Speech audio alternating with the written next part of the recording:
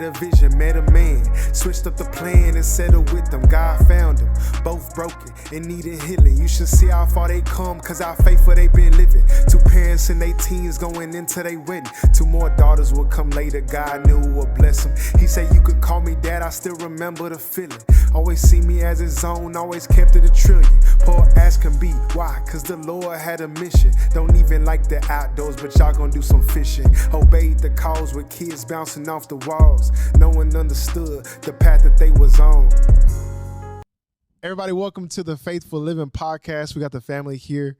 My name is Chris. I'll let everybody share their names, and then we'll get started with today's kind of conversation. My name is Yalitza Bell. It's my wife right there, guys. I'm Joanne Dominguez. I'm Mom. I'm Gabrielle Dominguez. Gabriana Dominguez. And I'm Gabriel Dominguez. I am the dad. Cool. Okay, so I was thinking that we would start off with an icebreaker just to kind of, because this is our first time doing this. We've never done a podcast together. And most people who know us have never seen us all together at the same time. And so just to kind of see how we engage with one another, our family dynamics, kind of getting a feel for who we are as a family. So I got some fun questions, and then we'll kind of jump into some more, I guess, serious questions. But first question. Okay, so there's some icebreaker questions. Legit, I'm a youth pastor, so I feel like it's just in my nature to have some icebreaker questions anyways. Okay. Who is the most likely to make everyone laugh during an argument in the family? Who's the most likely to make everybody laugh? I would say Christopher, just because he's very random. He's always yelling, like, in the most randomest time. So I think that definitely just breaks up everything that's going on. Would y'all agree? Do y'all have another person? It's either Gabriana or me. But I say You that. gotta share why. You gotta share why. Because we'll laugh at the most like unserious moments, like when mom and dad are trying to tell us something, and it's like serious, and me and Gabriana don't think it's serious, so we'll laugh. I feel like Chris does a good job at breaking when everyone's in a bad mood, he'll do something random. I agree with Yalitza. Okay, yes, I would agree with Yalitza, but I thought I was actually going to say Yalitza, but if not Yalitza, then you. All right, so who would you say out of the family is going to survive the longest on a deserted island? Yalitza. Why, though? I would definitely say Yalitza. Just because I just think it would be Yalitza. I'm not dying. Yalitza's about that life, just so you know. Yeah, I think Chris and Yalitza. Both of I'm them, not like, surviving. in a desert island. In a desert. It's because of Yalitza. If Chris survives, it's because of Yalitza. That's facts. That's facts. The Okay. question is who would be the first to not survive. Who will be the first to die? That would be me. Definitely me. But what would be the cause? By the way, what would be the Yalitza cause? is from Zacatecas. So she built different. What would be the cause The cause of who? of you going first? Oh, all my medical complications. The first one would be starving. He'd be on his last pill. Hey, that's good. Okay, last one here. I guess we can do two more. Okay, who is the most likely to cry during a movie? The most likely to cry during a movie. Mom. Joanne. Yep. The wife. How come? Tell me why. She's super emotional. But she's such a sweet soul. We call her sadness from inside out. She is sadness. But she's joy as well. Joy, yes, joy and sadness. She finds Sadness and joy. but like it's so happy or sad she'll cry. No, yeah. So even if she has joy, she cries. So she's an emotional person for the good, bad, or even the ugly at times. But yeah, she's consistently her. And she is a sweet soul. She's definitely a sweet soul. I just said I'm in touch with my feelings. Would you agree with that, Mom? That you would be the first to cry during the movie? Yeah. Or the one to cry most likely? Yes, but also Gabriana. If not me, Gabriana. What do you say, Gabrielle? I agree. Cool. They're twins. cry. She's gonna cry right now. She was holding it in just now. I was crying 5 minutes ago. All right. So Internally? Yeah, she just said she cries internally. that's cold. Not even visibly, but inside she's crying at times. So emotional. Okay. Okay, and then last one here, last icebreaker. Let's do. Who would be the person who got in trouble the most as a kid? Oh, we all know that. This Dad. is a setup, I guess. Dad. If Dad wasn't Were part you? of the But question, was he in trouble a lot as a kid yes. by his family? Like, did your family? Were you in trouble a lot? Yeah, I got in trouble all the time at home, but because I got in trouble everywhere else. So yeah, I was a problem child. Shout out to my mom and my pops, Big T and my mama. Yeah, they had to put up with me. Man, they gonna get some big crowns up in heaven, boy, because they put up with a knucklehead like me. I was always in trouble. I actually asked the wrong icebreaker question, but this is a good one. This is a good one because I think that kind of helps also set the context. All right, but right here, this last one for real. Who in the family would make the best reality TV star? Reality television. I think Gabriana. Gabriana. Yes. Yeah, but I always say my wife Joanne would be, because I'm like, you can't make this stuff up, bro. When it gets after hours, she'll start saying stuff. There's not a filter. Yeah, Sleepy Joanne. Sleepy Joey. Yeah, bro. Yeah, and I'm like, bro, if this was a live recording, Right now, so you might see her. yeah. Yeah. Yeah, it's so we're past after 10. hours now, so we might see some of that come out. But I always say, if this is reality TV, bro, people would watch it. It's like The Office or something. But I think if our family was on reality TV, I think we would get a lot of views. A lot of people like. We're very chaotic. Think so? I think we're fun. I think we have, whenever we're together, we like say the most random thing. Like, it's not just like this basic, like, how was your day? How was work? I would describe us like a bunch of. You ever seen like hyenas when they've been through it? Like how they look? Like Wow. that's us sometimes. Like no matter how crazy things get, we would be there That is still laughing. A perfect example of what Gabrielle's talking about. That was very random.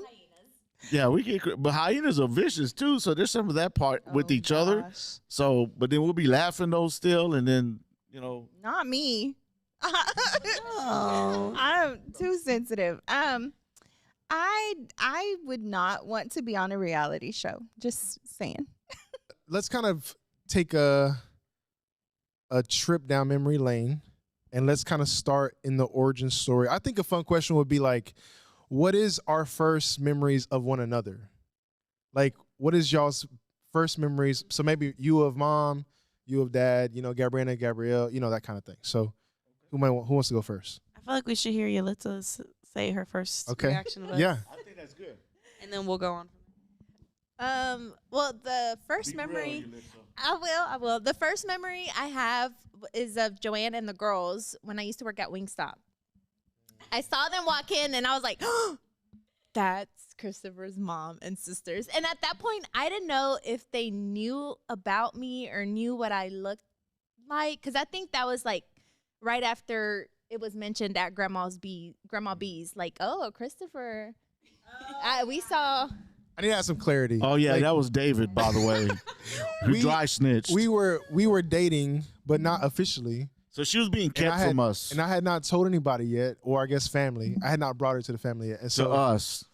no, Uncle David hadn't even seen it either. He saw us at Cameron Park From afar. having having a date, throwing tortillas. Tortillas tossing was a thing.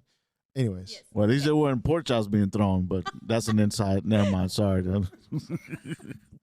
So yes, that's the first memory. But just as a whole family was at the was it a movie event that we had? The Hippodrome, the Ripple Effect. Oh yeah! was the Shout out to first Davey time. Robbie and the Robbie family. Yes, that was the first thing. And it was such a big event, and I was meeting everyone. And I may or may not have gotten threatened that day, but Oh, you snap. know, Oh, it was. She's like, oh, yes.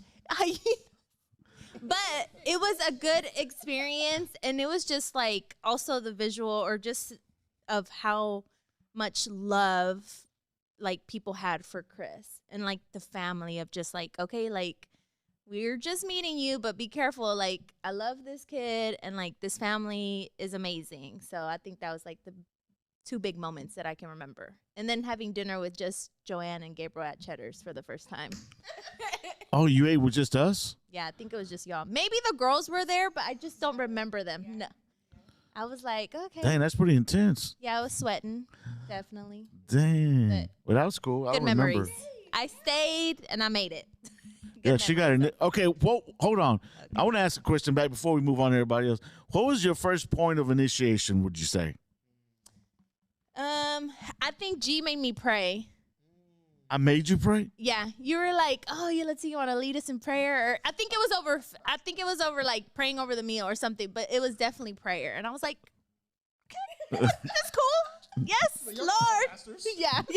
Y'all are all pastors, but it's okay. You know, let me just put my little pizzazz in there. So I think that was like the first. I was like, okay, you know, I'm here. Maybe that was the first for us to say, Melissa, Yalitza, would you pray?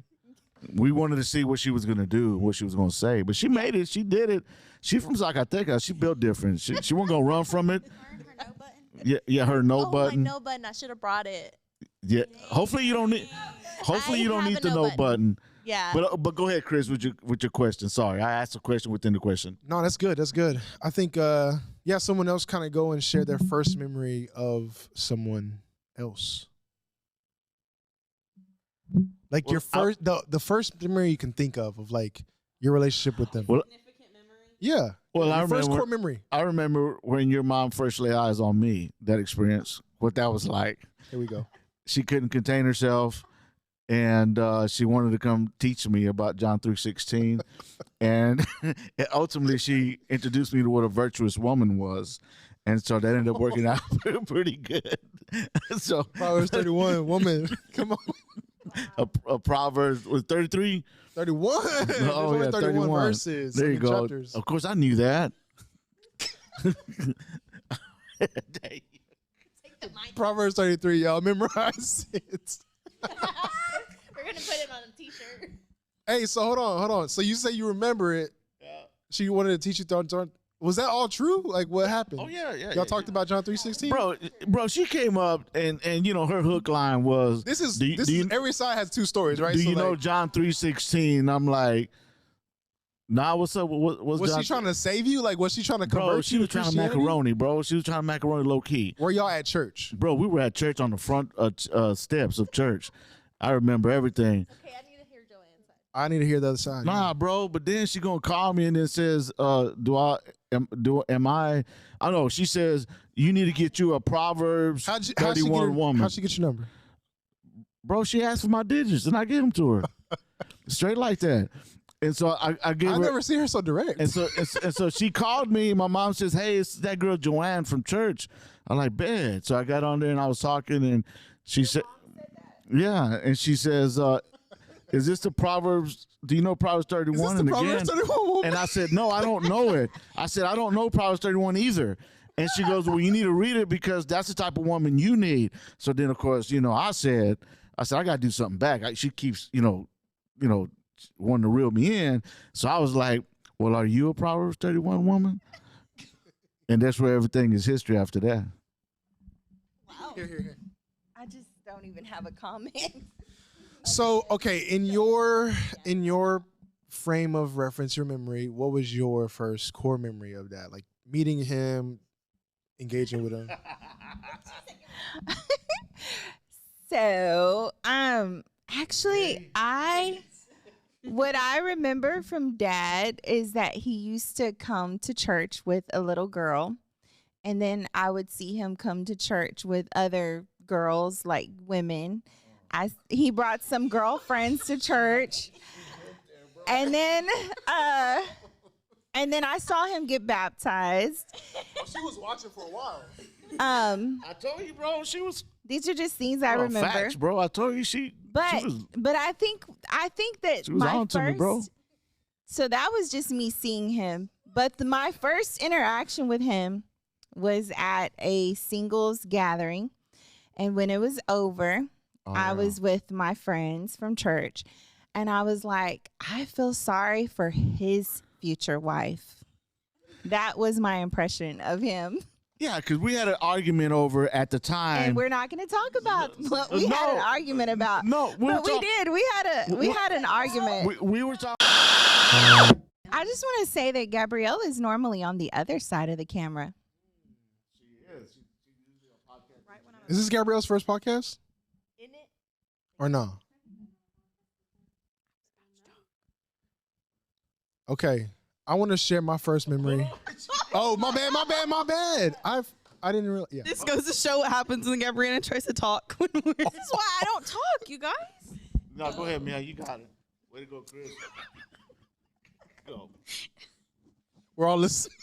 Mine would have to be when me and Gabrielle were little, and Chris would like watch us. He would babysit us, and we would be in all his the time. room. All the time.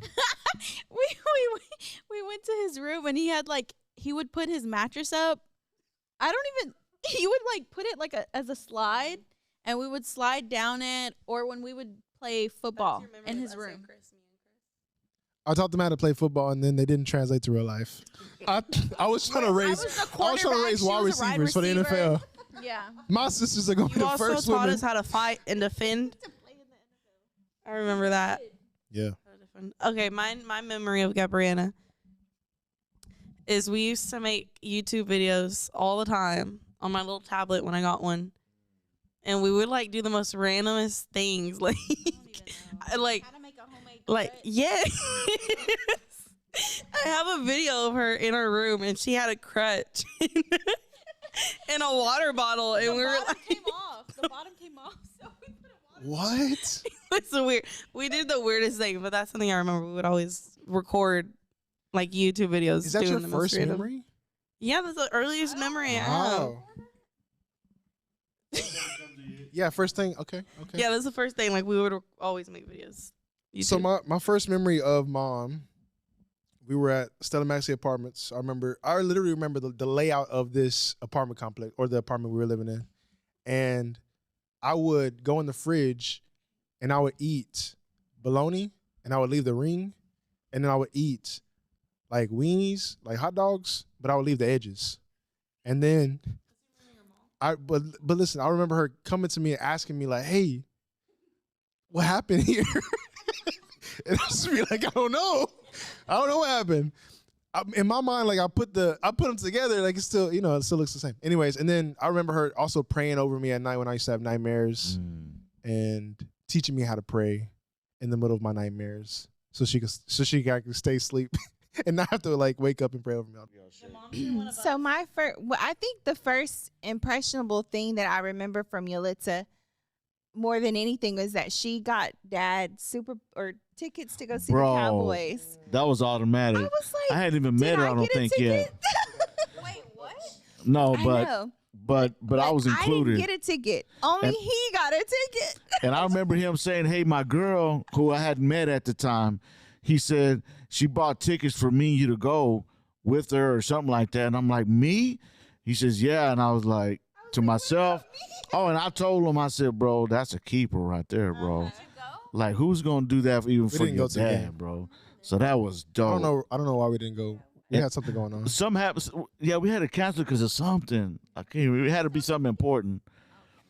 It was some kind of important. I don't know what it was, but yeah, that was dope. Way to go, Yulitza. And she turned out to be a real one. So She's still to this day. the moral to the story: if your son has a girlfriend and she wants to buy tickets for you and you're a dad, she's the keeper. Mm-hmm. Yep. Okay, so I have one a dad of after school every day. Well, not every day, but a lot of times after school, there was like a corner store at Bells Hills There's a gas station or like a corner store. I don't know. Anyways, we would always get 7-Up and a little pack of donuts. And of course, at the time, the little powder donuts, just like one of the little 4 packs or 6 or whatever it came with. That's something I always remember is we would always get that. I don't know if this is my first memory of Dad, but like for sure one of the first ones. Like he had these 2 gold necklaces, and then they had the pendant. I later on in life was able to get the pendant, but I remember I think you gave me one at one point, a necklace, Okay. or some kind of jewelry, Yeah. and I was like, this is dope, and I was just happy on cloud 10 for a while. Yeah. And then you got one just like it later. Yeah. So that's pretty dope. I haven't recovered and got me one yet since that. But no, I was gonna say I remember going and getting those when it was my turn to go pick up the kids, and I would have to go.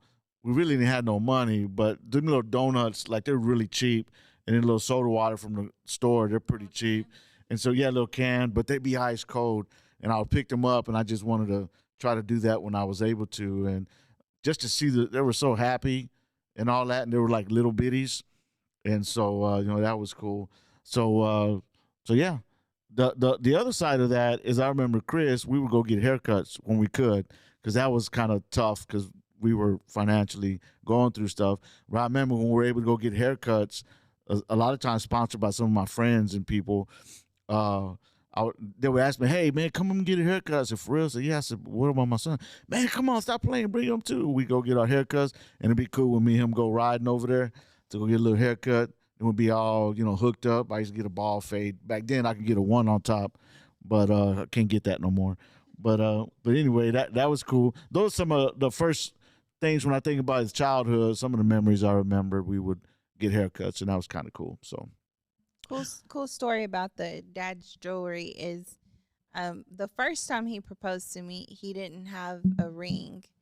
And then the second time he proposed to me, he did because he sold all that jewelry that he had. So that I could afford to get a ring. So I had to let go of all my old What happened school to the ring? jewels. Huh? What happened to the ring? Your mom got in a car wreck Mm. and it got lost and all that. So All right, so picking up, we are going to kind of just share a little bit of the story as a family. So we know y'all met at church. Kind of tell us what happened. Y'all met, y'all got married at some point. Talk about that. I will tell the actual story of what really happened. So, Gabriel Dad was on the phone with my friend Janie. Y'all know Janie. And they were friends, and we were all a really close group of young adults at that time, singles ministry. And she had gone to the restroom, and they had been on the phone, so she was like, "Hey, talk to Gabriel."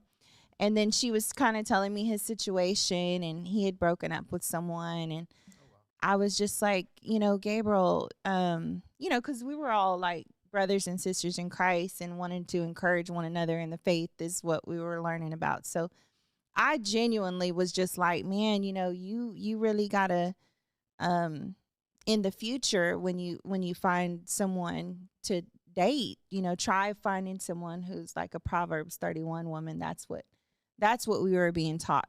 And so this fool says, "Are you a Proverbs 31 woman?" Well, when he said that, I was like, oh no. And so I just threw the phone down and I tried to act like I didn't hear him ask that, but I did. So I told Janie, I was like, "Girl, I said," and then he said, "Are you?" And then I was like, I didn't say nothing. So just pretend like I didn't hear what he said.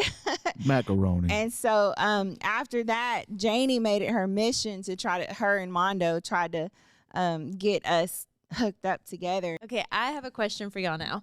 So for y'all as the children in the household, how was it growing up with 2 like ministers in the household? Like, how did that affect like your relationships with your friends, or how you behaved at school, or like, if you did something at school and you're gonna come home and you're like, oh, I maybe shouldn't have done that, or like, how do I tell my mom or my dad that this happened today? I feel like it wasn't it wasn't hard to be a Christian at school.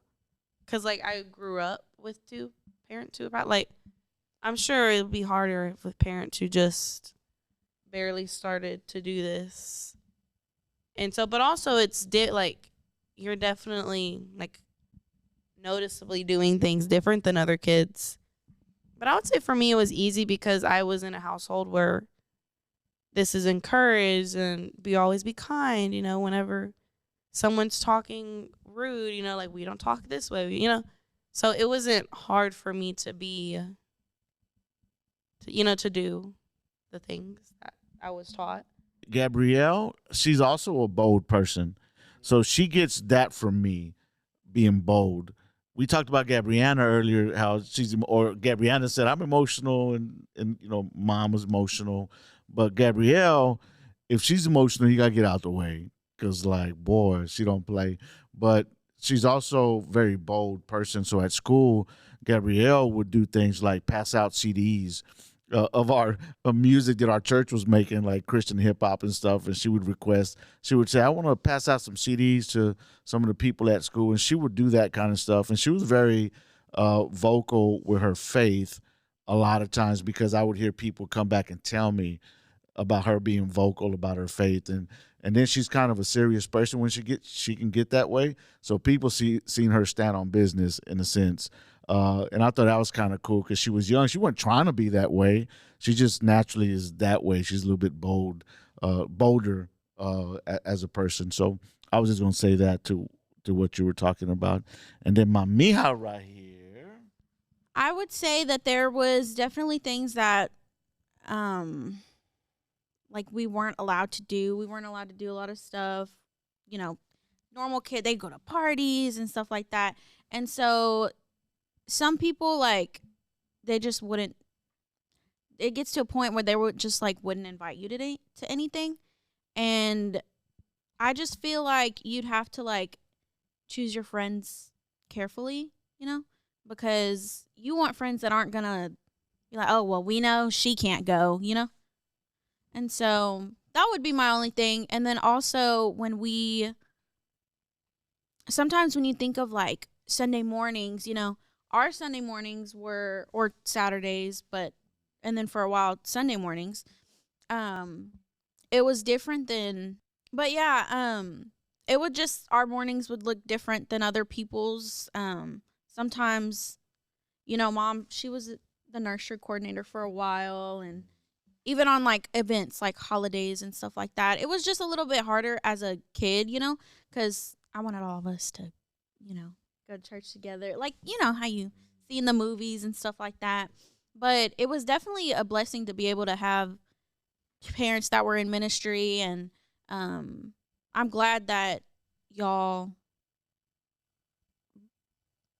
brought us up the way that y'all did, because it was definitely beneficial to our character. I was going to say specifically the ministry that mom and dad did was like we got to see people at like their lowest point going to church. And so like seeing what other people go through and how they can still have faith and they can still believe, and go to church and see God. That was definitely something for me, like growing up when I would, be scared or something. For me, at least, I was never like, where's God, or like, oh, God's not. Because I see that other people can go through like a lot worse things. And so with my faith, that also did like a really good thing. So now when I do get scared or I do feel like I'm going through something, I'm not, I don't ever wonder like, oh, where was God in that situation?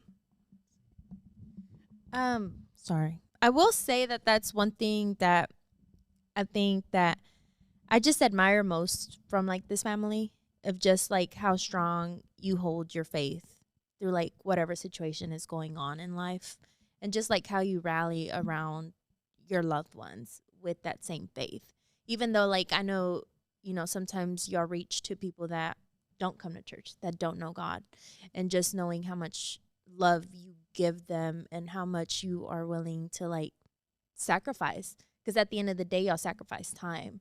Like Gabriana was saying, Joanne being in the nursery or having like this all these schedules and things to do in ministry, but doing it for the right reasons and because y'all love God and God wants y'all to love all his people. So I will say that's one of the biggest things I do admire from you. All right. And then for me, I would say that there were some like really awesome things.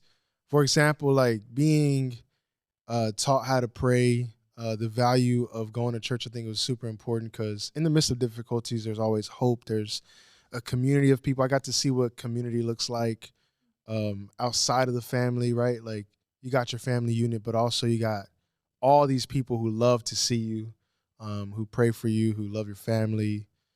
And so those are all really benefits. And then of course, like the influence on my life was just huge. Like being able to, kind of see how God is maybe wanting to use me through them. And so there were also challenges though. Like I remember specifically for me when the rubber hit the road, like, oh snap, I live in a household that's different than maybe the world.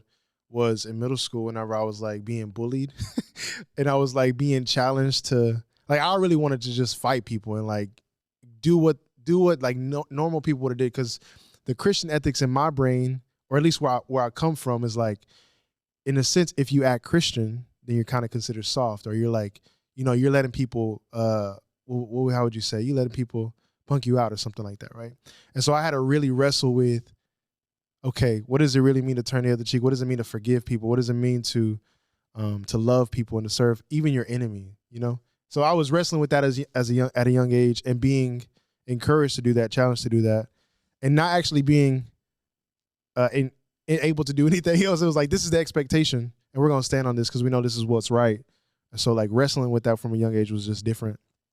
But of course, there's the light stuff too. Like we had to watch Saturday morning cartoons, but like turn it off when Power Rangers came on because they didn't get their power from the Lord. Come on.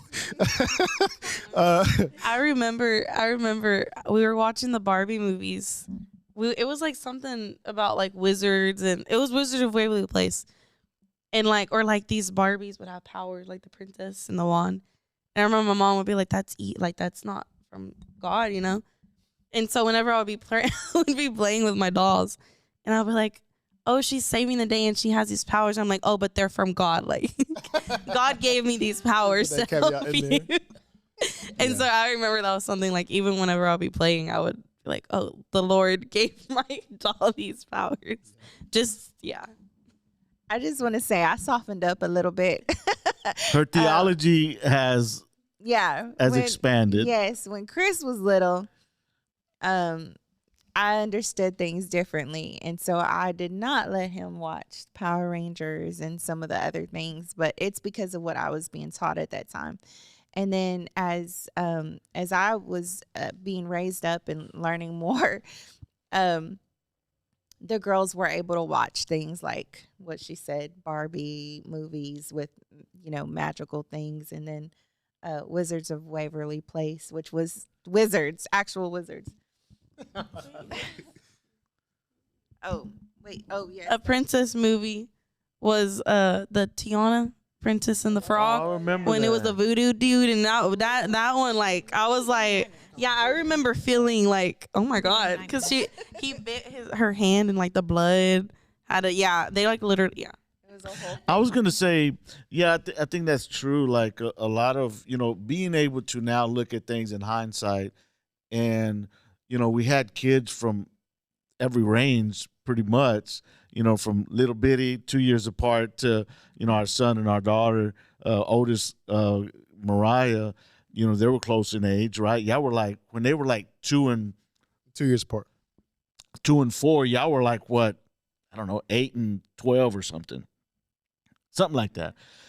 And so we had, by the time our older ones grew up, they're kind of jello a little bit and like, why do y'all treat them different? Oh, wow. And I'm like, man, things have evolved in us. We also been to classes, read books, and we're like, oh, because we were doing this. We're trying to build a plane while it was up in the air for us, being a ready-made blended family, dealing with all these different things that blended families have to deal with. And then later realizing through growing and learning that, maybe that wasn't best practice after all. And so they got the front end of the laboratory. By the time we got to these, it kind of evolved us a little bit.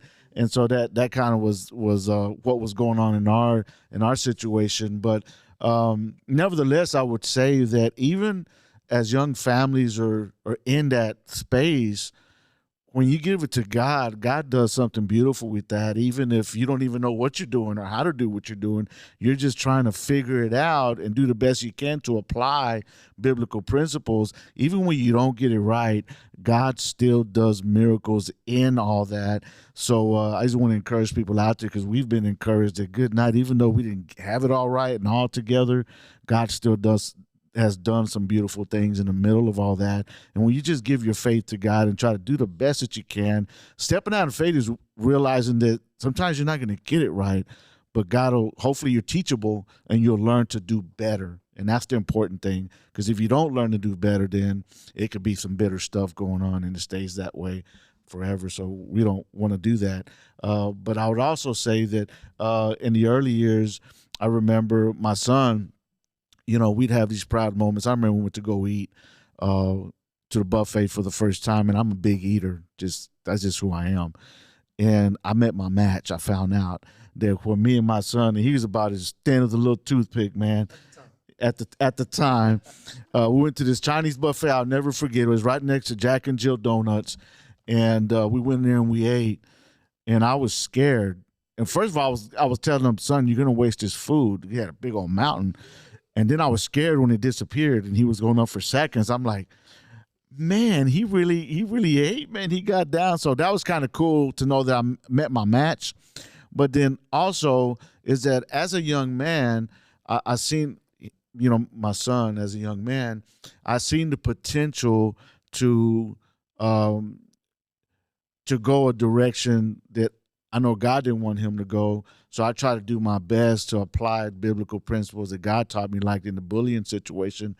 That's tough to this day, thinking about it. Like, that was tough because I had to do something that was different than from the culture I come up out of, from the streets. And I had to apply this for the first time because there's no context I was coming out of, to have the audacity to tell my son, and he's reflecting back on me how I'm feeling on the inside. Like, are you serious? And I'm like, I know, huh? But I'm like, the Bible says, so here you go. And I'm trembling. I feel like the smallest man in the world. I feel like a coward. I feel like all that. But I had to step out in faith. And I think in this faith journey, there's times that even if your knees are trembling and it's the culture that you're in, society, that you still do it if the Bible is telling you to do it and it's healthy. And it may not make sense culturally, but you just got to do it if God is calling you to do it. And we did that, and my son turned out to be amazing, because I don't want nobody to get it twisted. Y'all heard what he said earlier. He was straight off Collymont Street, right? Did I say it right? Is that how you say Collymont? Yes, Collymont. And right there from Stella Maxey's, the kids that I would reach out to over there, they call it the Jacks, the projects. And so he had the ability with anger and frustration to do the exact opposite. But I'm grateful that I was able to be in position through my wife, getting together, marrying my wife, to help my son to be able to not do that, not to be a part of violence and all that stuff. But it was really hard. But anyway, you brought that up and you kind of made me think about that. Now looking at that, it's like, man, that's probably one of the toughest things to have to do as a man with my son. And man, you're enough son for me, because I don't know, having to do that with more sons, I probably wouldn't have survived. But, because it's different with the gentlemen, because there's all this violence. The ladies, they made me more softer than Charmin. That's the way I'd say I needed that. But my son was, I'm still bitter to this day because he left the house and he left me with the ladies. And so, but anyway, I just want to share that about my boy, my son. So I was going to say, just like going back to the question, I'm really blessed that we got to grow up in the church, and because the church is really like all we knew, because like when we got in our car wreck, our church family was there to be with us and pray for us and stuff like that. And then all of my friends, like the friends that I had, were from church. and the vacations that I got to go on was like our little summer camps at church. And so I'm just really blessed because that's another thing that was like different, you know. Most of the friends that I had were from church, the people that I talked to, and so, yeah. I feel like, yeah, I think kind of just to, at least for me to kind of sum it up, was like I got to see my parents apply trust in God in all situations, which is really just discipleship, right? It's like the call to disciple your household first. And it's one of the most passionate subjects I have to talk about, is because I feel like we could spend a lot of time trying to invest in other people, but then miss it, you know what I'm saying, with the people who are closest to you. And so you guys made an intentional effort, and y'all talked about it, right? Y'all said like, hey, we don't want to get this wrong. We want to invest in you guys at home, be present with y'all. We're going to make sacrifices. You might not be able to do everything that everybody else is doing, but you're not going to miss us being a family and having, great conversations, great opportunities to have cookouts and have fun, go on vacations, do missions. And so anyways, I was always blessed by that. And I feel like y'all set at least me up, right, with a level of trust to kind of go off of. Like I wasn't at zero, right? I had seen y'all go through some difficult things.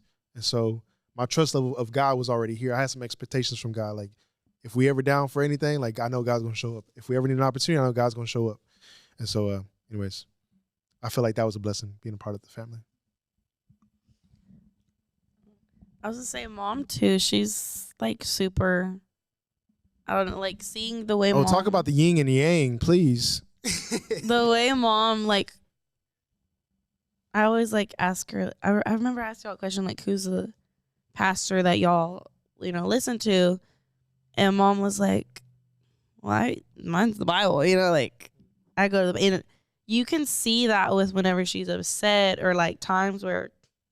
You would think like she would, get really upset, and she is upset, but it's like a holiness, like like it's you have to see it to know.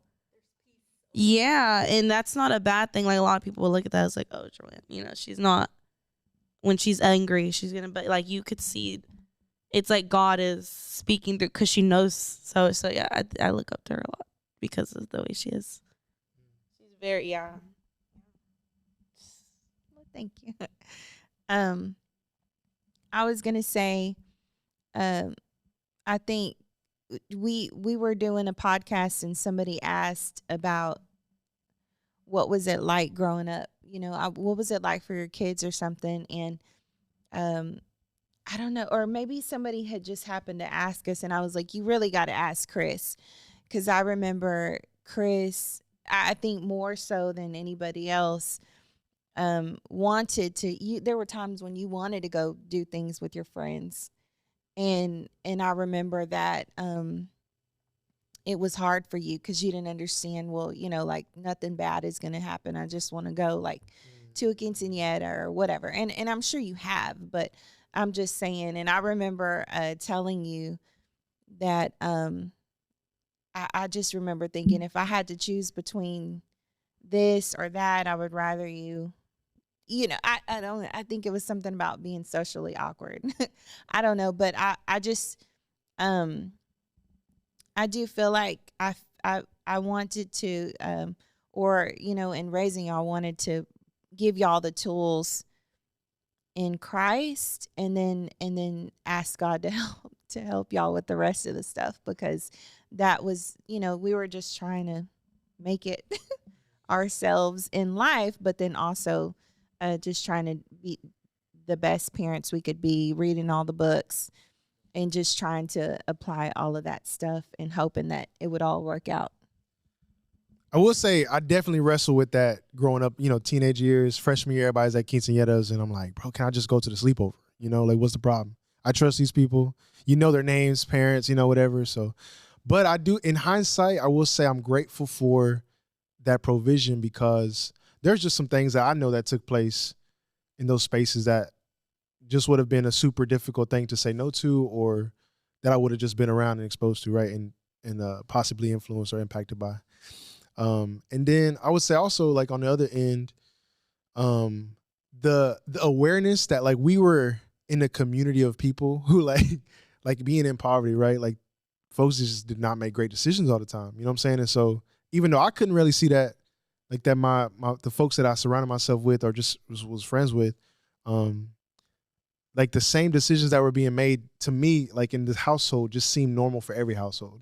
But that wasn't the case. And so as a teenager, I couldn't see that, but y'all had the, of course, the awareness, being from, you know what I'm saying, there and in it is as just kind of taking care of the kids and being like black and white with it versus being like, oh, it's not, you know. So. Yeah, and that was I can't express enough how that was really difficult. Like going over there right now, thinking about like, whew, man, we made it through. We're all sitting here, but in the trenches, it's a really difficult thing to do. One day when y'all become parents and all that, you'll see. But it's hard to stand on the Bible, and we kept running to the Bible to try to find out what are we supposed to do. And then reading books about, you know, from Christian people on how do you how's it go? The Kevin Leman, how do you make your kid's mind without losing your mind, right? So we were trying to figure all that out. At the same time, we were trying to protect our mental health, our own emotional health, and our physical health because, you know, I was naturally, normally I go back to prison for any one of these up here, right?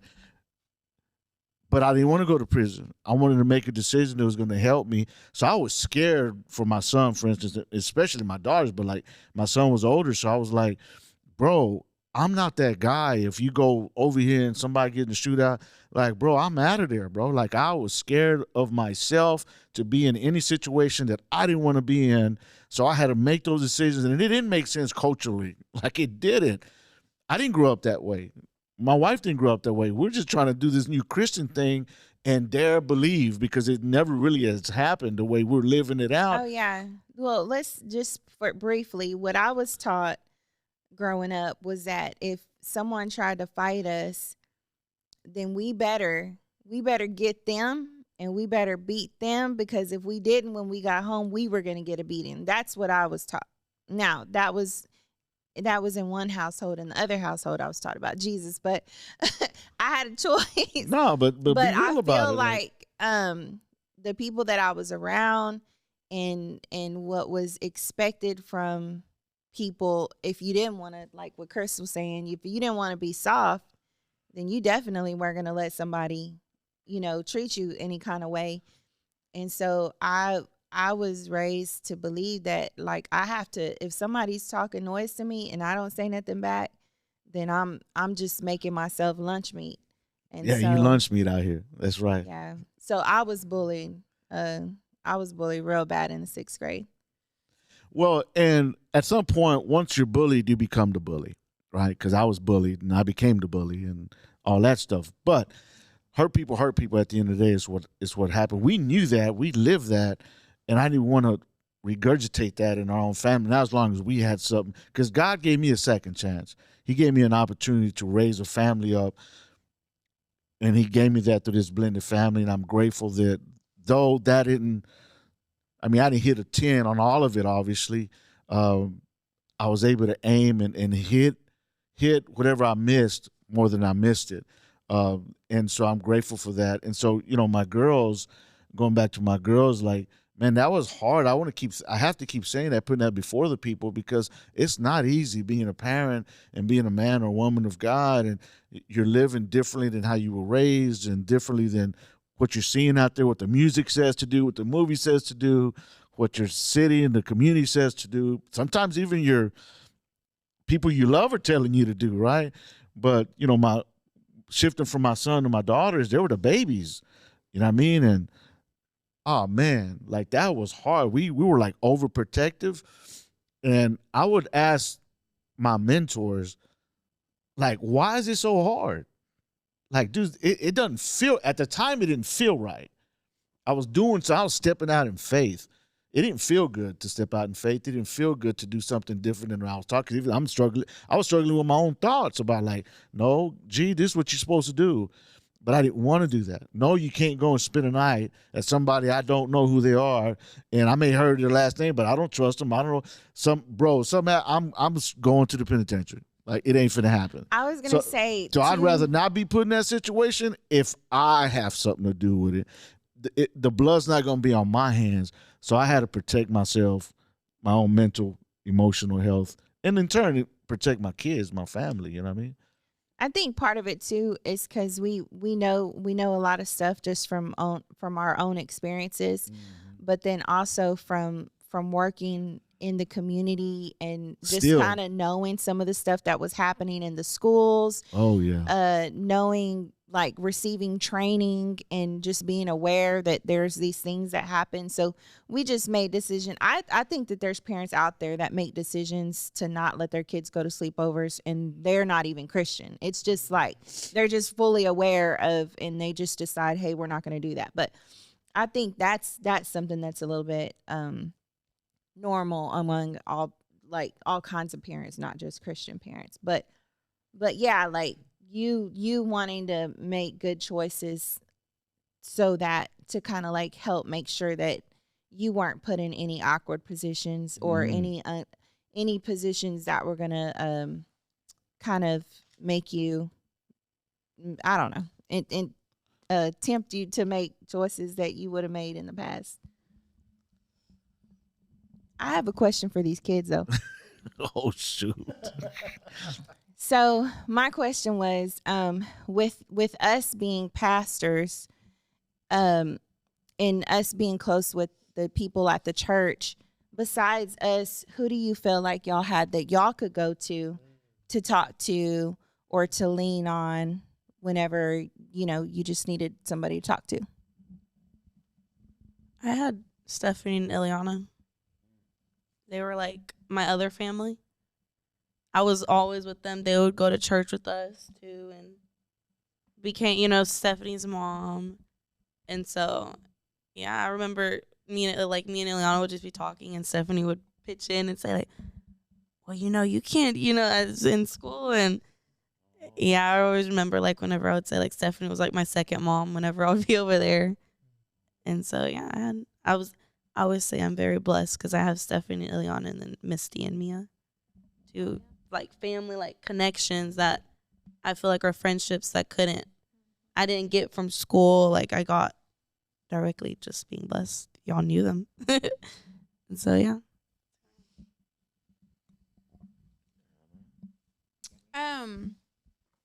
I would definitely say growing up as well. Most of the women in the church as well, but Stephanie too, because we were so close to Stephanie and Ileana. She was actually my confirmation mentor. And so we would talk about things and meet up, have our little meetings and stuff. So definitely Stephanie. And then I would also say Misty too now, especially because we're close to Misty too now. And Mia. But yeah.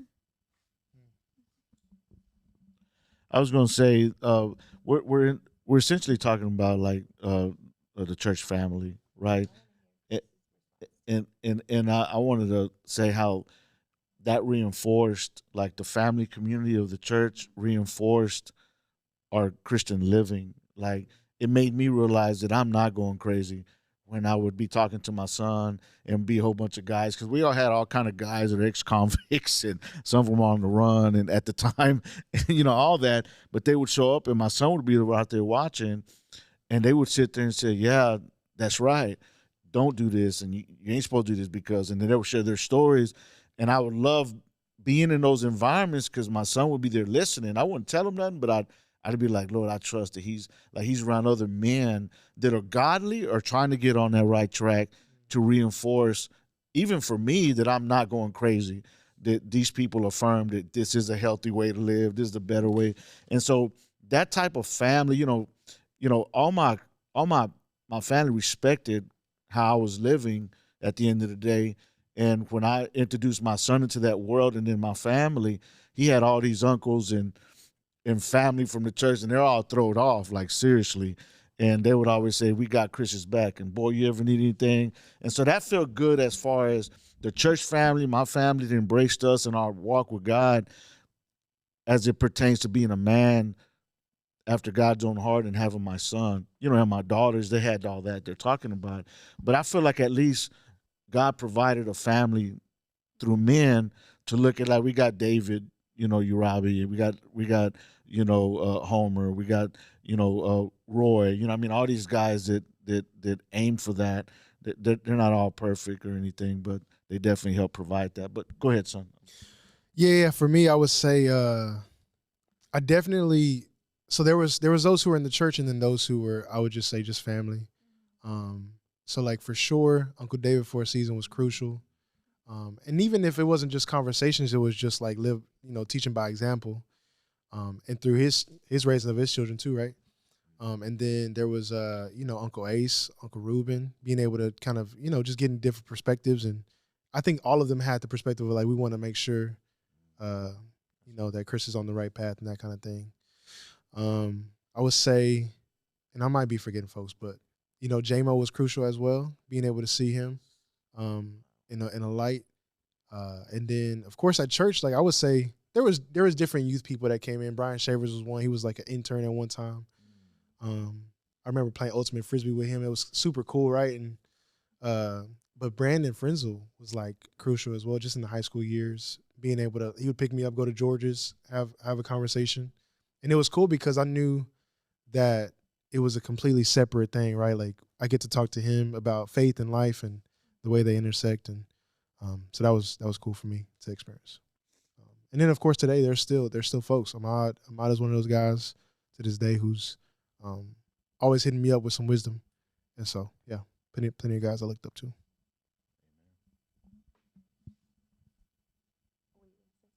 Oh, no, I was just going to make a point that, like, some of the people that we had mentioned, and me and Gabrielle, are, like, some of y'all's friends, too. Like, not just church members, but they're, like, family as well. But some of y'all's best friends, And so I'm grateful that we had people that we could look up to like that are, nobody's perfect, but they're aiming to be Christ-like. And we had people like that we were around all the time, And so, just grateful for that.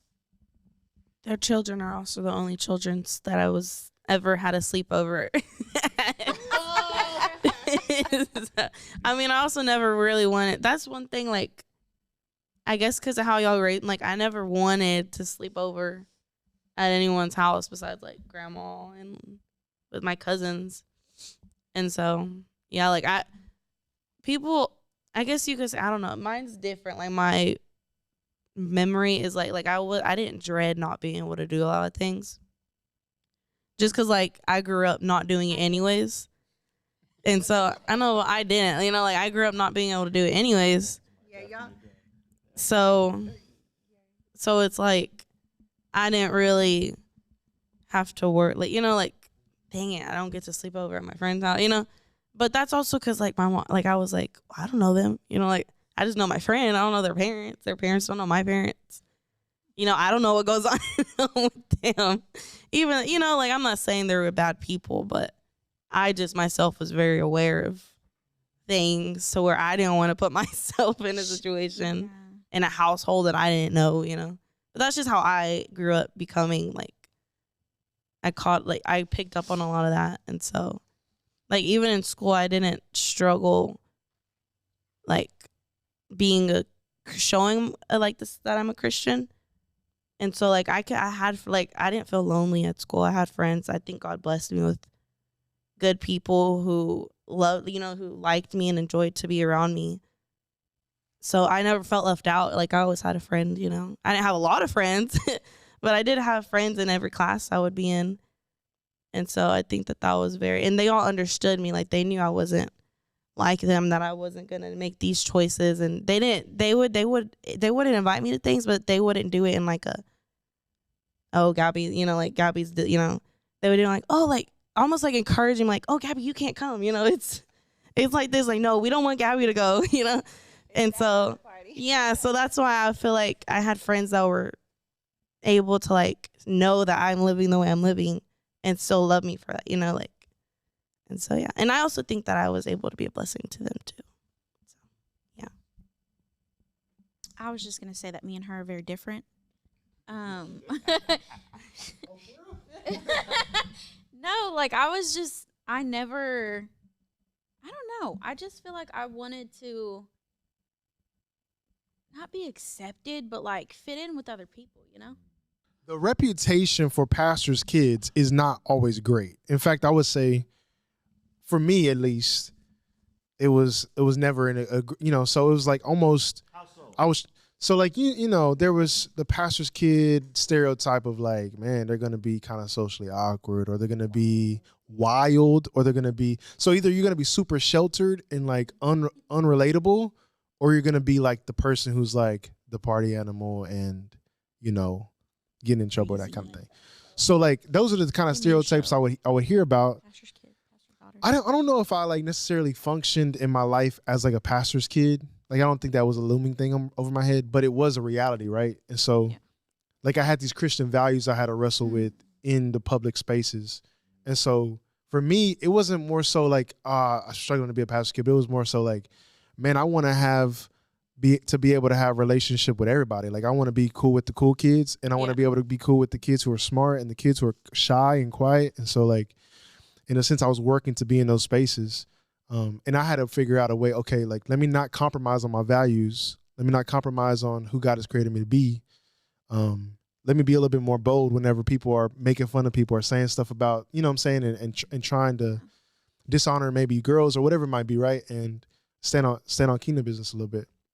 Had to learn that because to be in those relationships or friend groups, usually the compromise is like, okay, you're going to let us be the people who kind of set the tone, And so what does it mean to be able to be in those spaces with the kids who are popular and the kids who are athletes and the kids who are musicians, whatever it might be, right? And then also to be looked at as someone who has a great personality and those kind of things. So That's why I like to say I feel like I was really, like, I don't know. Because I remember my senior year, I was friends in my little child development class with these girls that you would think, like, you're friends with them, They weren't bad people, but, like, they also weren't, like, And so I feel like being able, like, I don't know, it was just, like, me being myself that I was able to be friends with people that you would think, like, I was friends with the little weird kid, but then I was also friends with the little popular kids who were, and so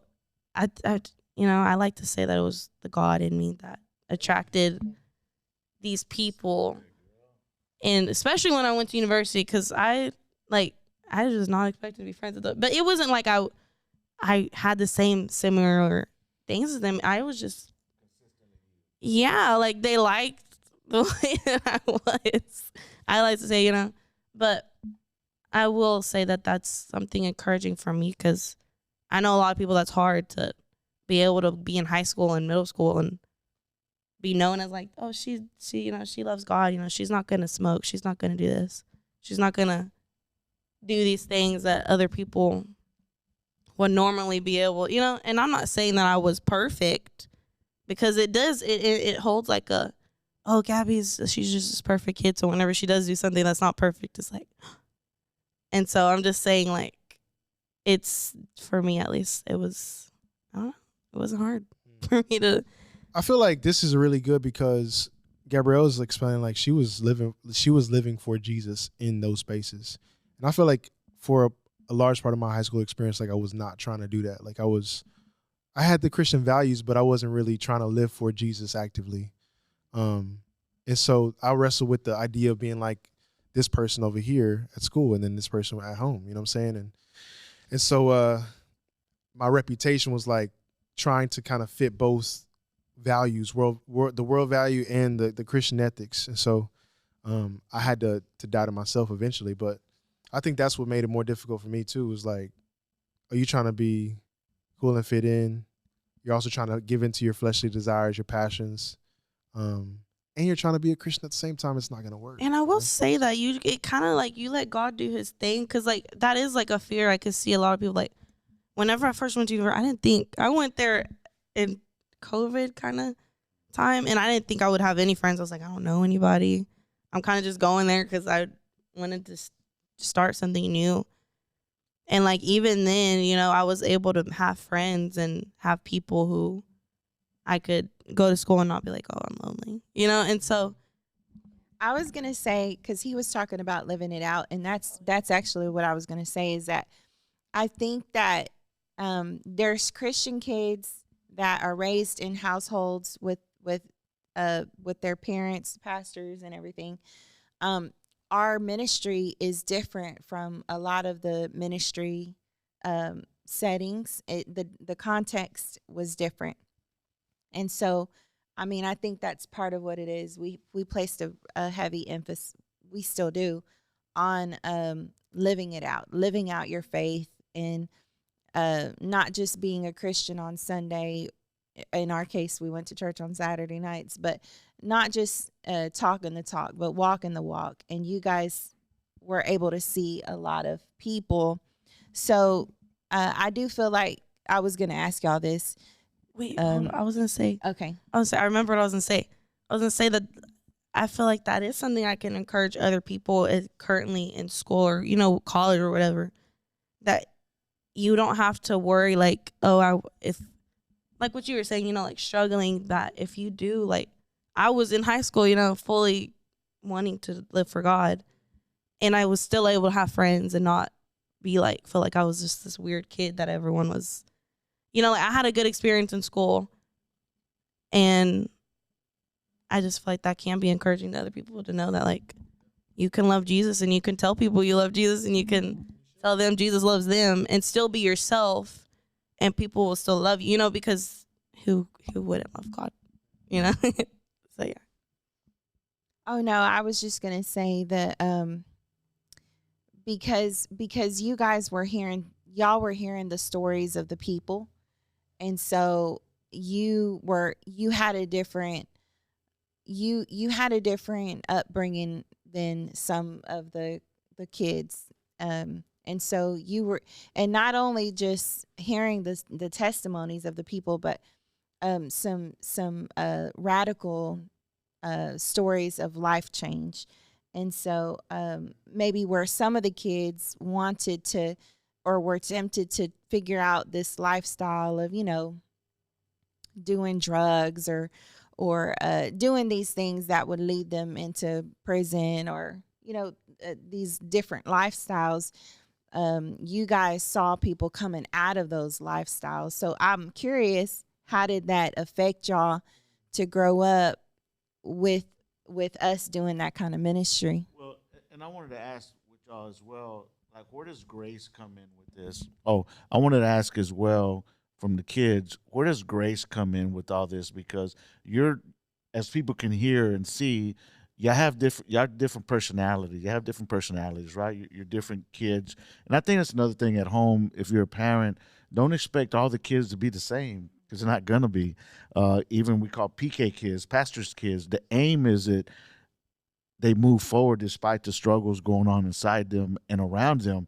Some of them are going to hit it out the park in some areas, some of them not so much, but there's grace that balances all that out to where at the end of the day, we all have our dignity, our self-worth intact to be able to move forward. And when you look at all of us up here, but I want to talk about our kids, is that they have different things, right? But yet they're up here and they've made it. I would say they've made it, and I'm proud. No, you're a reporter. No, I was gonna say I'm proud. She's turning all red. No, but I'm proud of each and every one of them. All my kids, I'm proud of them because they have made me a proud dad altogether, collectively, not just individually, but collectively. And so, where does grace come in with you guys? That's my question. Like, if it wasn't for God's grace, number one, we wouldn't be here. God has showed y'all grace on our behalf as your parents because we haven't gotten it right. But there's times where y'all haven't gotten it right in life, right? And so where does that play with y'all, right? You know what I mean? As pastors' kids, right? At least for me, I was really interested in people. I still am, right? I love people, and I love the stories of redemption. And so part of me, like, it was a deterrent for real. Like, like this path can lead you this place. And so in the back of my mind, like, I always was like, well, I'm not going to do that. I'm not going to do this. And even though I would kind of flirt with boundaries sometimes, and and trying things out or getting in trouble or whatever, there was I think a genuine, like the grace might have even been the fact that like I was able to see these folks' stories and their desire to know the Lord and like coming out of it, and different scenarios too, right? Like some folks struggle with addiction, some folks struggle with, just being faithful. Some folks struggle with, being in the world of crime. Some folks struggle with just simply saying yes to the Lord and trusting Him. Like not necessarily anything crazy, but just the fact that like they hadn't said yes, and so they lived their own lives. And so all those stories of testimony also played into God's witness in my life as well. Because I think like over time, like I always knew that God existed, but it was like the constant surrendering, the consistent trust in God, to not just provide for me, but also to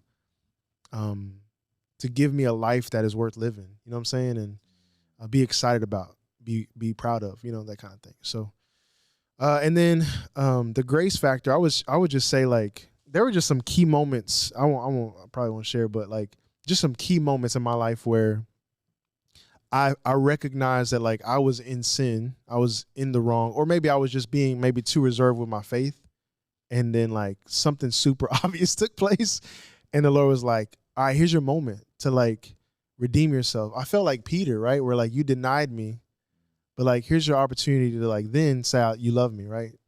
And then so I feel like I was redeemed, and ultimately like I feel like maybe I'll just start. Anna, how would you answer any one of those questions? To Mom's question, I would probably say that it just like reiterated the fact that even though sometimes people mess up and bad things happen, we've seen it with our parents and whatever, mistakes happen or whatever, that you're not a bad person because of your past, And so seeing those people at church like actively trying to do better, regardless of whatever they've done in the past, it just put that into perspective even more for me, because you're seeing it happen like with not just one person, but like multiple people every week, you see that, and getting to see people's lives changed. It was just really cool. I want to also just add, like, there was no shortage of information about who God was, at least in this family, right? Like, we knew a lot about Christ and the scriptures and church. And so I think for me, it was just the fact of like application, how to live this out. How are you going to live this out? I think about my wife, like if I had met her in high school, I was not applying what I knew as far as in the values of relationships. And so like one of the graces a lot, God allowing me, even though we were in the same high school, right? God allowing me to meet her whenever I was in a place where I was like ready to apply everything that I knew about being in a faithful, loving relationship, to be able to, and obviously there's grace and there's mistakes, but like, to honor her, right? And to eventually say, okay, will you be my girlfriend officially? And then, hey, will you be my wife? And knowing going into that, like, yeah, faithfulness will be at the forefront. I don't know. I just like to say, like, the Lord blessed us. Like, we could have seen a lot of things that people, like our family members seen growing up. Even in the household, like, sometimes I can say, Dad's so mean, but then I'm like, dang, he's not really as mean as a lot of these other, and so even like our house and just everything I have, I know that I have all that because my parents were faithful and that they, did all this. So my life is like a living blessing. So yeah, even to like be able to say like, I don't feel like I've just gone through something like traumatic or like really bad, to be able to get to be 19 years old and say that, So, yeah, that's something I feel like that's something that keeps me grateful and thankful. Yeah. That you've been able to apply your faith, like you just being able to live it out. Yes. I was going to say that one of the things for me, because I had Chris when I was 16, And one of the things that was important for me as a mom, I remember my mom was 14 when she had my oldest brother. And so I was like, well, I don't want to have a baby when I'm 14. That was my goal. Well, I had a baby when I was 16. And then I remember not wanting my kids to be kids when they had kids. And I remember just drilling that into to all of y'all, really, just trying to drill that into y'all. And I remember I would send Chris text messages when he got his phone, and I'd be like, Jesus is watching you. and Wait, what? He sends me text. God is watching you. He does when I'll say I'm over here. Be funny. Mom was dead serious. I was serious. Yeah.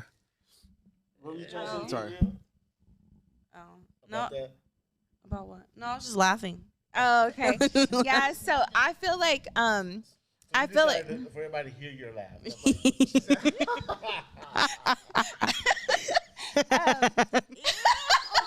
Nobody wants to edit. but Oh I my think gosh, what's happening here? a lot of I feel like I was saying I- he does that to me too, and I was laughing. we're unraveling. It's after 10 o'clock and it's 12 o'clock and it's crazy. And yeah, we're gonna take a break. We need a question for you, Litzy. Oh yeah, we had a question. Hold on, you listen before you go. All right, No, so- boy, she thought she gotta go. She turned it red. So growing up, Go on me out and then come back. so Okay, then growing come up as back a with your pastor's question. kid, Gabriella. what happened?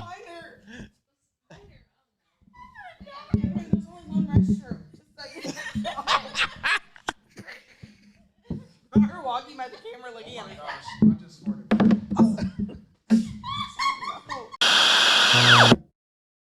Got some questions for you, Litza. We got some questions for you, Litza. So after hearing all of this that we've been kind of sharing, talking about, growing up as pastors' kids, kind of what was your experience, not growing up in a pastor's household, but like, did you have some of the same values? What would you kind of input or share about your experience after hearing all that we shared? Yes. Okay. So I was raised in a Catholic household. I mean, that's just standard that I knew from little as far as I can remember. But I never specifically remember having conversations about who God was or Jesus or what that relationship can look like, or even reading my Bible. So I definitely didn't have that growing up. And I honestly can't remember if I even had someone that ever just told me about God or told me what a relationship with Christ can look like. Even, again, we're human. We are imperfectly made and we sin at the end of the day. So I think that was a big impact growing up, and even like in high school when you're going through relationships and friends and making choices like, hey, my parents raised me in the way that I should know this isn't good for me, but I don't have the guilt of like, oh, if I do it, like, there's no consequences, or because my dad would work out of town, my mom worked night shifts, so I was the oldest one, and the kids had ate dinner, like, free game at this point.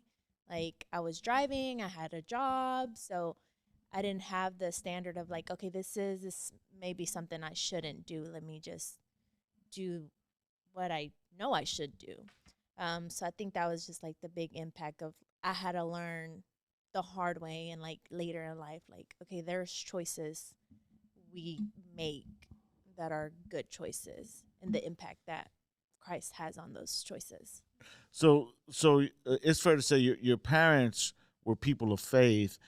They also worked a whole lot, which kind of left you there, kind of a little vulnerable there. Yeah. Just Like, okay, kinda I'll like- figure it out. yeah, to be able to make some choices without kind of their supervision type deal. And so, all right,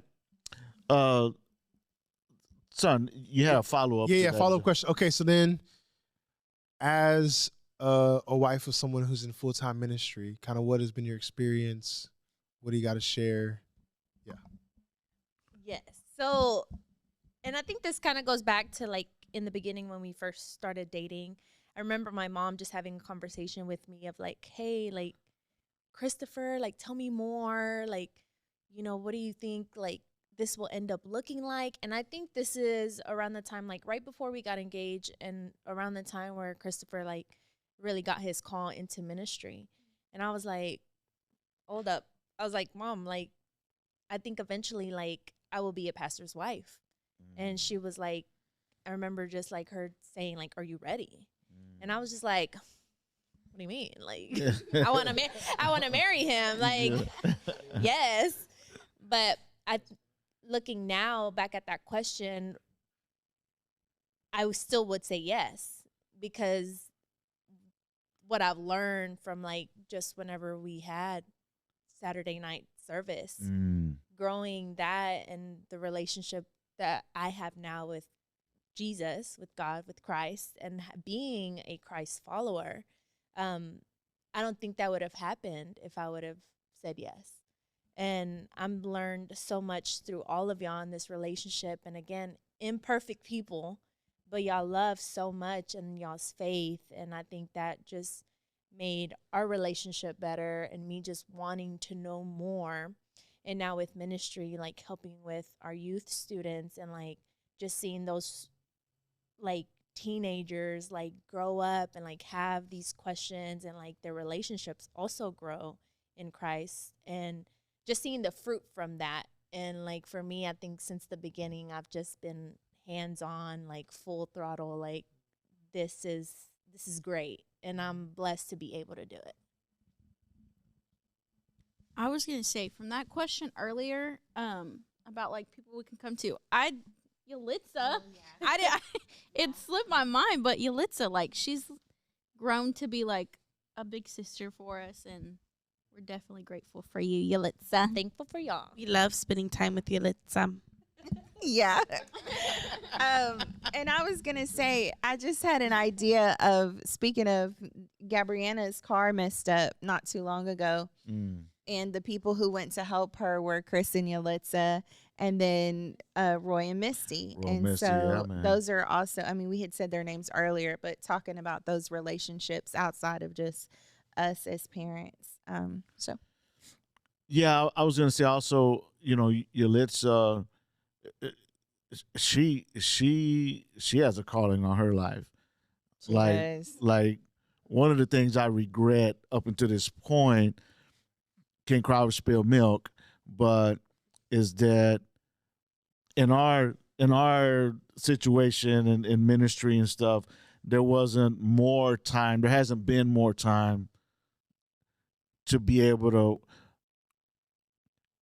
facilitate that unpacking of who you are in the Lord, because it is a beautiful, amazing, very powerful thing that you have, an anointing from God that you have, and it's yet to be displayed in a way I know God wants to and will do it. I got excited just about the little glimpse. I'm like, oh my gosh. Yeah, we've seen glimpses. Yeah, and I'm like, wow, it's amazing. So I didn't want to not say that. It's a great opportunity to say that because, as a praying father, have my praying wife. I mean, I wouldn't be here if it wasn't for my wife. I mean, she discipled me. I don't know if y'all got that throughout our podcast we've been doing, but this woman discipled me. I know I was joking around about those scriptures. Do you know John 3:16? Well, she made sure I did. Do you know John? Do you know Proverbs 31? No, but she made sure I experienced one.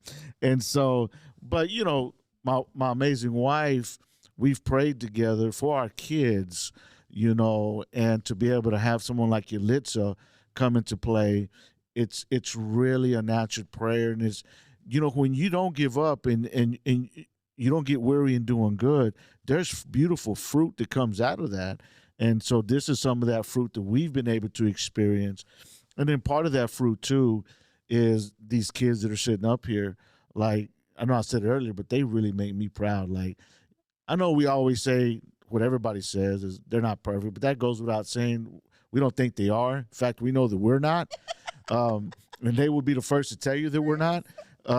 But besides all that, being human, these are some great individuals that are up here. I'm very, very proud of our family, who we are. Shout out to our daughter, Mariah. We love you. Their siblings, their sister, and she's amazing and awesome. And perhaps we'll have an opportunity to have her up here. That would be a treat, and it would be funny as all get out.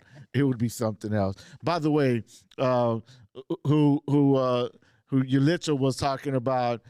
She might have gotten some threats. That would have been Mariah early on in the year.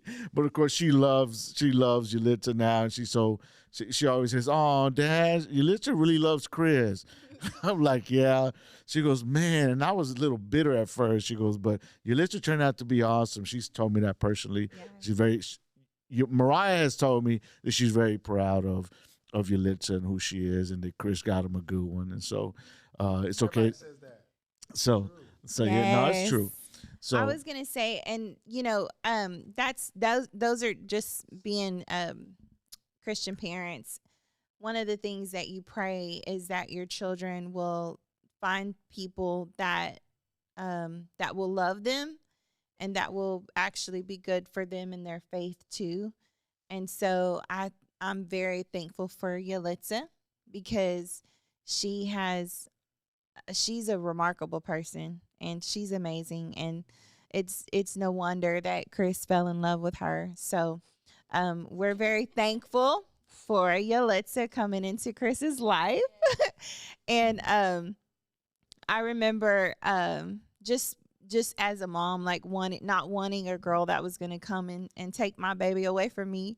But whenever I remember somebody said, "Joanne, oh my gosh, how do you feel, now that Chris is married?" Oh, and I was like, I feel relief because Yulitza is awesome, and I know that they're going to be good. One story about Yulitza I have is whenever she was, I don't think it was the first start, but we were on a youth thing at this theme park. Not this theme park, but this little park. And I forgot, some lady, we were getting out of a ride, and this lady was like talking to us like ugly, and I think she was a worker. And Yulitza got angry at her, and she was like, "Oh no, you're not going to talk to them like that." Just be a Yulitza. And I remember I was like, "Oh wow," like having an older sister figure. Yeah, that can. Yeah, I was gonna say Yulitza in a graceful way though. Yeah, Yulitza is Yulitza. You're bold. She's bold, and so. Where I'm more reserved and quiet, Yulitza is bold, and she will speak up. Mad. I don't want to offend nobody. Yeah, we're like that, non-confrontational. Yulitza's not trying to hurt nobody, but she's going to stand on business. I know sometimes it just goes back to being a pastor's wife or a wife of someone who's in ministry. Sometimes I'll tell Christopher, I'm like, okay, I gotta really watch out who's around me or the family that I am married to. I love people, love everyone, but just we have bad days. And sometimes I'm like, okay, Yulitza, Christopher Bell, Pastor G, Pastor Joanne, they are with me. So definitely have to keep that in mind. I don't want to be caught on the news. Snuff, you make us mad. You're going to have to watch out for us. You got to watch out for Yulitza. You know what I'm saying? Nah, that's awesome. That's awesome. Yeah, I was ugly crying at the wedding. When she walked down the aisle, I was ugly crying. That was embarrassing. I didn't think I was going to do that. I almost fainted about 3 times. He asked me if I could marry him, if I could officiate the wedding, and yeah, I'll never do that again. Because I should have been down there almost fainting. You got to receive, bro. I was up there, but I understood why. It's going to walk you down the aisle. I understood why, but I'll never do. I was like, what if I lost my train of thought about 5 different times because I almost cried. And then she comes down and I'm like, then I see him ugly cry. I'm like, no, I remember I remember having a look. It would be, I was we were kind of so we couldn't see the whole thing. And I remember hearing Dad pause. And Get ready, you were crying? I was crying. Up there on stage. sense? Hearing Dad pause? Because I almost fainted. It was, yeah. It Pass her the almost mic. fainted. Here, you use this one and let her use that one because she's trying to say something. No, yeah, I was crying. Yeah. I wasn't crying. The lights were shining. I remember Dad pausing. I knew he was getting emotional, and so it made us when he get emotional. Yeah. Yeah, it was a proud moment. I was so proud of all that, but I also paused not only because I got emotional, because I was literally about to finna faint. No, and I'm like, how embarrassing this finna be for my son, bro. It was Your in the dad middle of fell the out, prayer. bro. We all had our heads bowed, and we paused for a long time. And I looked up, and I was like, I for low key was about to fall out, bro. I was, God, please help me stay up, Lord. oh my gosh. And then we were serving communion, and I was saying the wrong words because I was like, do you, anyways. Hey, Yeah. so- I mean, that's my only begotten son. I ain't gonna have another son. I'm married. I say begotten because I joke around. Don't get mad at me, y'all online. But he's not speaking on theology here. I know. I'm just. Okay, so He final wasn't question, begotten, but final he's my only question. son. What is, come on! yeah. Let's go. Tell us one reason why you are thankful that you're a part of this family. I'm thankful because God allowed me to see all them get raised out of school and all that. That was my one prayer I had as a young kid because I thought I was going to die at 14. And then when I gave my life to God, I was in my early 20s. And when I started having family, I was like, this is an amazing experience. And I said, God, if you would let me live long enough to see them all get out of school, that would be dope. That's happening. And I'm already just thankful for that. I would say one thing I'm thankful for is that our family really emphasizes family. Like, spending time with your family is the most important thing. More important than work, more important than like anything else. Your family, well, God, of course, but prioritize your family more than other things of this world, because your family is ultimately who's going to be there for you when you need something or when you're going through things. Like, your family is there for you, and I'm very grateful and thankful to be a part of a family that just cares for each other so much and is always there for each other regardless of the situation or what's going on. Just always there. Yeah, I would say the same When I thing. need- Just thankful for. I used to be a people pleaser. Of like, yes, I'll do whatever you need me to do. It doesn't matter how long, doesn't matter where, but just realizing to slow down in life and spend time with the people that mean the most. So that would be mine. Something I'm very thankful that I'm able to be a part of a family that loves God and that is consistently loving God and living for God. Even though we're all in different stages of that, we still can look up to each other and ask each other for things. And so I believe that God really blessed us to be able to have that in a family, to where we have that relationship and we all love each other. And I feel like, as when we're older, we'll be able to still get together and have fun. And yeah, that's what I'm grateful for. I would just say I'm thankful that that we've been able to have Christ in our lives, and that we've been able to pass those things on to our kids, and that our kids have been able to receive those things. I'm thankful for, I guess what I'm trying to say is that y'all are grace-filled humans, and y'all show it to each other. I feel like we keep it real in our family, and so like we mess up all the time, but I feel like we show grace to each other, and I'm thankful for the grace of God that is in you guys for us as parents, but for each other as siblings, and it brings me comfort because I know that God forbid, but should anything happen to me and Dad, you guys have each other, and so that's a blessing for me. I'm thankful for that. Yeah, I would say that I'm most thankful for just the fact that like we are so close.